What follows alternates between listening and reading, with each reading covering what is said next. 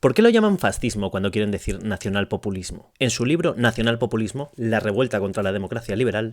y sí, me he hecho una infografía sobre este libro. Come bien y a la buena, definen el nacionalpopulismo no como un conjunto de políticas y estrategias para ganar elecciones, sino como una ideología que prioriza los intereses y la cultura de la nación y promete dar voz al pueblo que se siente descuidado y despreciado por élites distantes y a menudo corruptas. I can relate.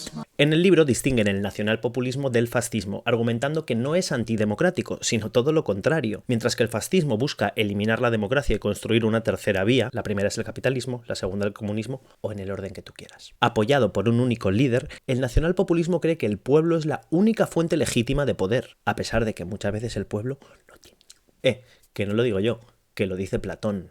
Es una respuesta a la democracia liberal, que es pragmática, tecnocrática, representada por sistemas elitistas, reglas y líderes ajenos a la gente corriente que compiten por el poder y resuelven los conflictos pacíficamente, mientras que a los populistas les gusta más la mandanga. Buscan una política redentora a través de la democracia directa, dejando que el pueblo sea quien decida directamente asuntos importantes, como por ejemplo el referéndum de Cataluña o el Brexit en Reino Unido. Sí, ambos movimientos son nacionalpopulistas.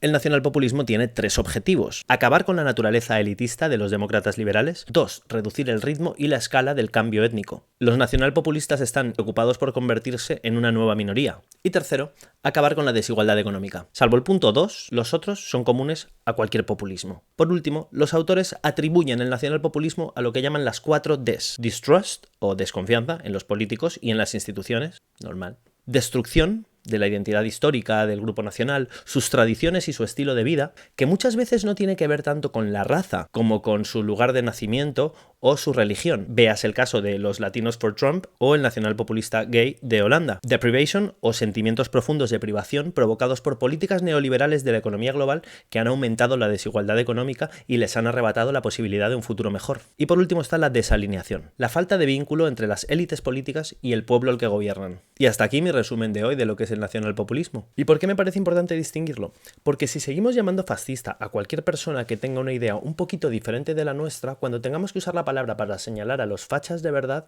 no vamos a tenerla porque va a haber perdido su significado.